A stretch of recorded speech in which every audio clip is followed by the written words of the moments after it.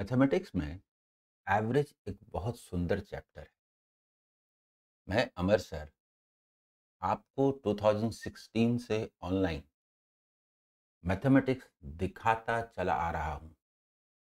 जब यूट्यूब ने podcast series शुरू की तो मैंने भी सोचा कि मैथमेटिक्स अभी तक दिखाई देता आ रहा था, अब ये सुनाई भी क्यों ना पड़े।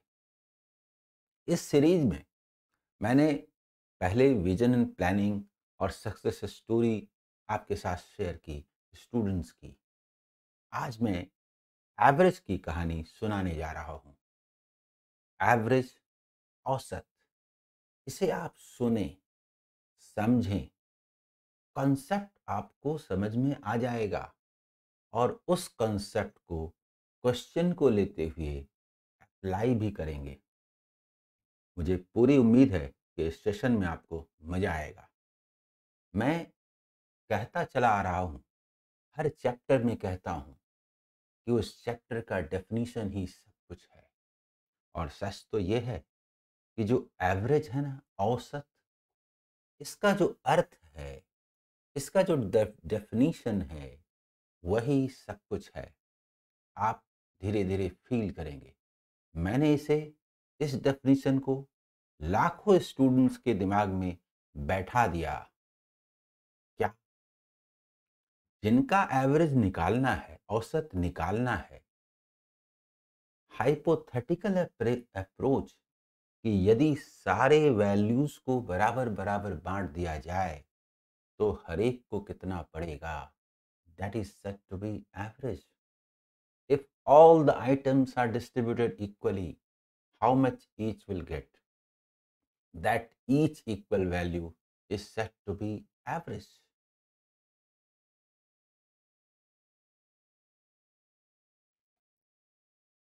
कहने का मतलब, जब भी कोई क्वेश्चन आएगा हम इसी रूप में सोचेंगे और इसी का कंक्लूजन है कि जितना बड़ा डंडा उतना बड़ा गड्ढा। जब सारे वैल्यूज को बराबर बांट दिया गया तो इसका मतलब उस एवरेज वैल्यू से ऊपर जितना था उससे कम भी उतना ही रहा होगा। तभी तो इन डंडों को तोड़कर गड्ढों में डालने से लेबल्ड हो गया।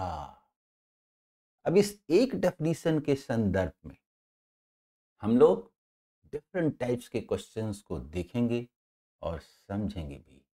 लेकिन एक बात तय है कि ये दिमाग में रहे कि सारे मानों को बराबर बांटने पर हर एक मान कितना होता है, उसे ही औसत कहेंगे। ठीक है, तो आगे बढ़ते हैं इसी श्रृंखला में आगे की ओर।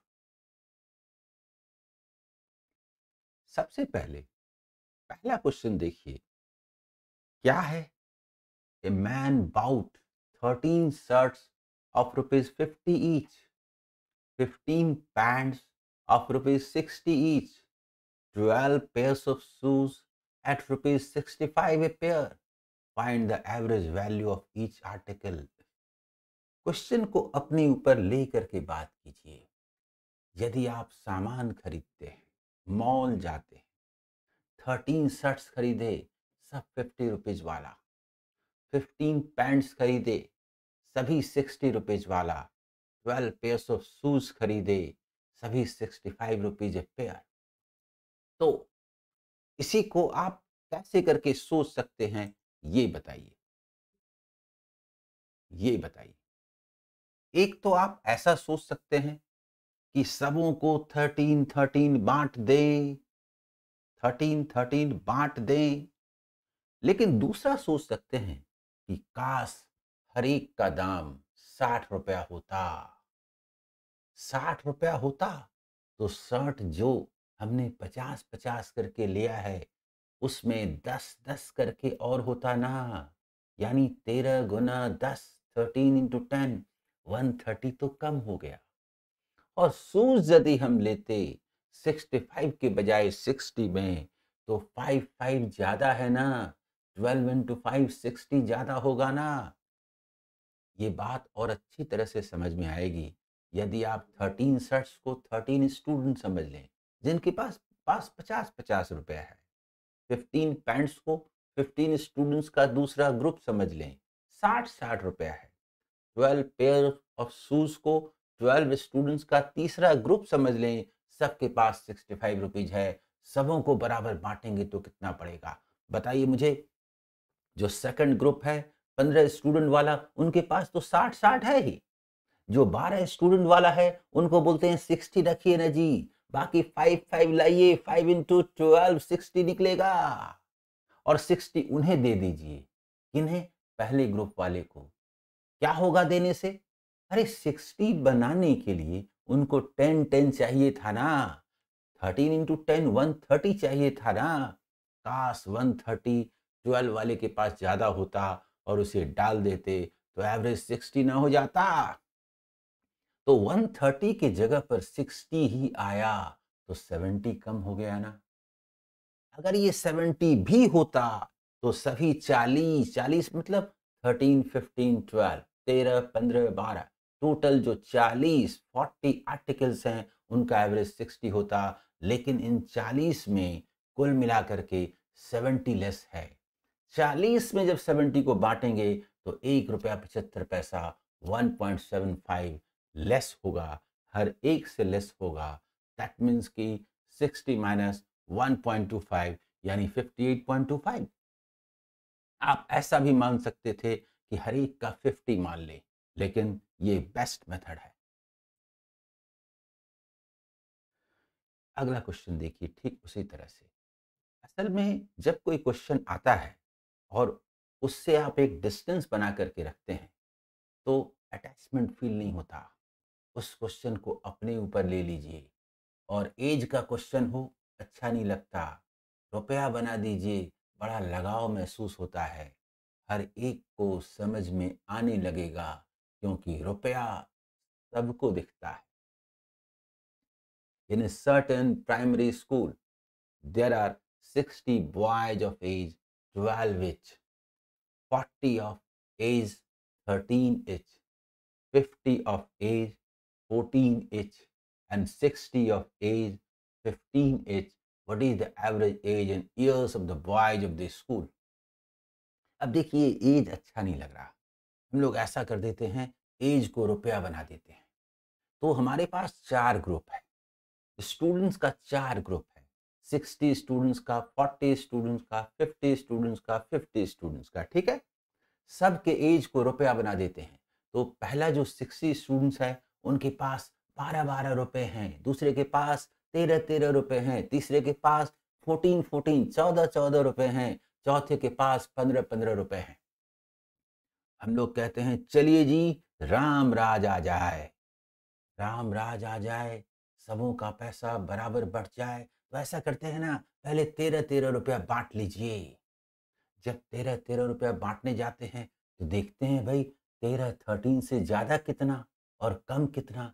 कम वाले को पहले दे देंगे, फिर जो बचेगा बांट लेंगे, राम राज आ जाएगा।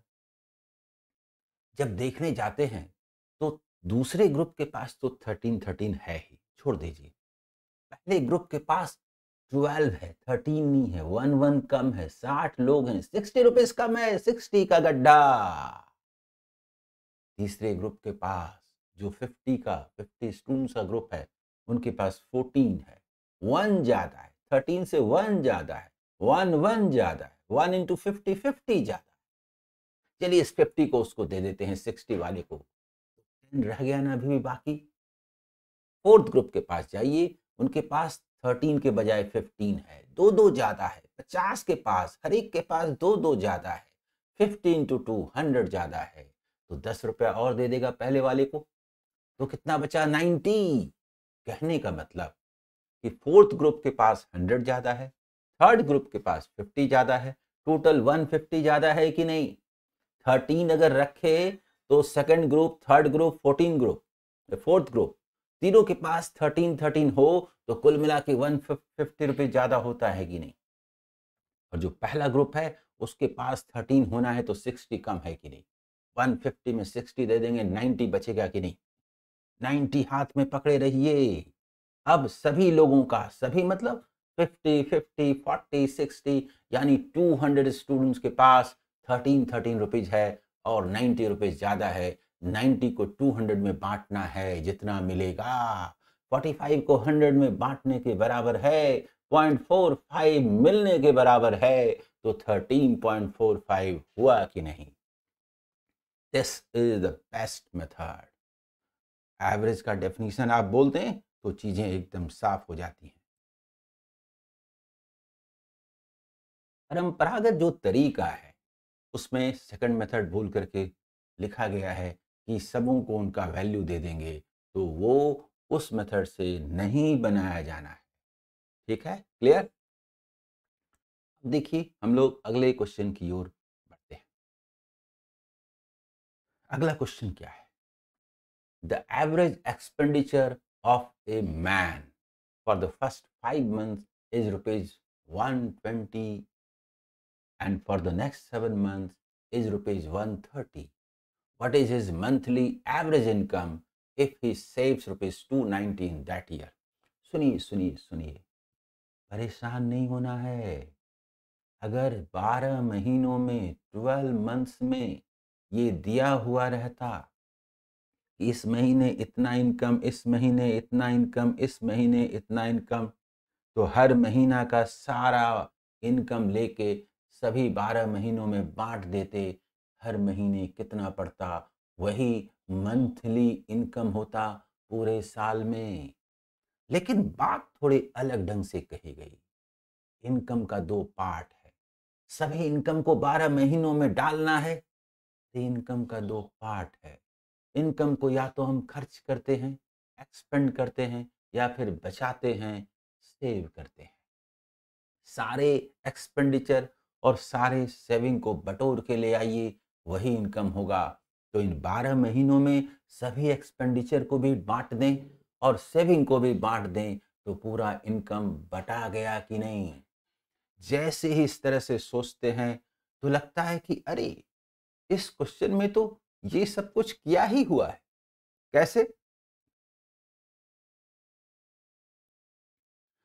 पहले 5 महीनों का एवरेज जो एक्सपेंडिचर है 120 है, तो इनकम का वो पार्ट जिसको एक्सपेंडिचर बोलते हैं 5 महीनों में 120 रुपए करके तो है ही।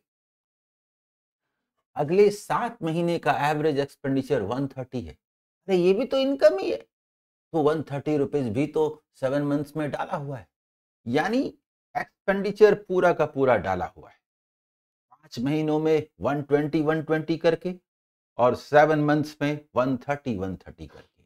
अब बस एक्सपेंडिचर जो इनकम का पार्ट है वो डाला हुआ है, और इनकम का जो दूसरा पार्ट है सेविंग, उसको डाल देना है।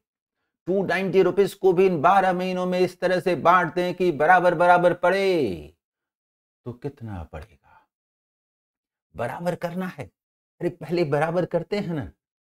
7 मंथ्स में 130 करके है, तो 5 मंथ्स में 120 करके है, उसको भी 130 बनाने के लिए 10 डालेंगे। 5 महीनों में तो 50 डालना होगा कि नहीं? जो सेविंग हमारे पास 290 था, उसमें से 50 यहां डाल देंगे। अब 240 हाथ में बचा। इन 12 महीनों का 12 मंथ्स का एवरेज 130 आ चुका है। बस बाकी 240 रुपीज को इन 12 मंथ्स में बांटेंगे, तो 20 रुपीज हर मंथ में पड़ेगा। दैट मीन्स कि पूरा का पूरा एक्सपेंडिचर और सेविंग डाला जा चुका, यानी इनकम डाला जा चुका, यानी सभी महीनों में 12 महीनों में बांटा जा चुका। तो हर महीने में 130 प्लस 20 150 रुपीज आया या नहीं?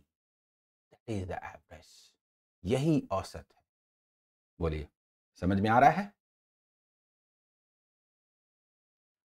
अगला सवाल, एवरेज का डेफिनेशन दिमाग में रहे। The average weight of 8 person increases by 2.5 kg। मन नहीं कर रहा पढ़ने का, वेट बढ़ता है तो अच्छा नहीं लगता। जैसे कि एज बढ़ता है तो अच्छा नहीं लगता, रुपया बोल देते हैं। ठीक है, 8 लोग हैं, उनका जो एवरेज है रुपया, मनी बड़ा अच्छा लग रहा है, वो ₹2.5 से बढ़ जाएगा। कब भाई? When one of them whose weight is 56 kg, अरे नहीं, one of them having 56 rupees is replaced by a new man, new person. What could be the weight of the new person? अरे सुनिए सुनिए सुनिए, पहले से 8 स्टूडेंट्स हैं, उनके पास जो भी पैसा है उनको बराबर बांट दीजिए, जो आएगा वो इनिशियल, ओल्ड, पुराना, एवरेज होगा। 56 केजी, अरे 56 रुपीज वाला एक व्यक्ति बाहर चला जाए और उसके जगह पर 56 रुपीज वाला ही आ जाए, तो जिसके पास जो पैसा है उतना ही रहेगा, एवरेज अनचेंज रहेगा। अगर बाहर से आने वाला सबों का 1 बढ़ाता हो तो 8 लोगों का 8 into 1, 8 रुपया ज्यादा लाना होगा। अगर घटाता हो तो 8 कम लाना होगा। 2.5 बढ़ाता हो, 20 रुपया ज्यादा लाना चाहिए। 56 रुपए की जगह पर +20 76 रुपया होना चाहिए कि नहीं। और जब 76 हो गया कि इतने पैसे के साथ नया व्यक्ति रिप्लेस करता है, विस्थापित करता है 56 केजी वाले को, अब रुपया वाले को केजी बना दीजिए ना। तो आने वाले व्यक्ति का एवरेज क्या हुआ? 76 केजी हुआ या नहीं, बताइए। ठीक है,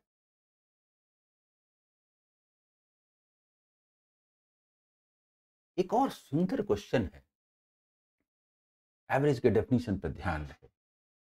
the average age of an adult class is 40 years. ठीक है, एडल्ट क्लास है, कितने लोग हैं मालूम नहीं, उनके एज को बराबर बांटे तो 40-40 साल पड़ता है, फिर अच्छा नहीं लग रहा है, ये ईयर अच्छा नहीं लग रहा है। रुपया बोल देते हैं ना, बाद में इसको ईयर बोल देंगे। एक एडल्ट क्लास है, उसमें हर एक के पास पैसे को बराबर बांटने पर 40-40 रुपए पड़ता है। 12 new students with an average of 32 years joined the class। 12 नए लोग आ गए, पहले से जो थे 40-40 रुपया था, रहने दीजिए। 12 नए लोग आ गए, 12 नए स्टूडेंट्स आ गए, 32 रुपीज एवरेज वाले। ईयर्स को रुपीज बोल देते हैं ना, अच्छा लगता है। 32-32 रुपए वाले 12 लोग आ गए और उन्होंने क्लास को ज्वाइन किया। इससे जो एवरेज है, यानी जो पहले 40 था, डिक्रीजेज बाय 4 ईयर्स, 4 साल से घट जाता है, 40 के बजाय 36 हो जाता है। यानी पुराना स्टूडेंट, नया स्टूडेंट, सबको मिला के 36-36 पढ़ता है। 36 फाइनल स्कोर है, सबके पास 36 रुपए हैं। तो फिर 36 से जितना ज्यादा है उतना ही कम है। जितना बड़ा डंडा उतना बड़ा गड्ढा।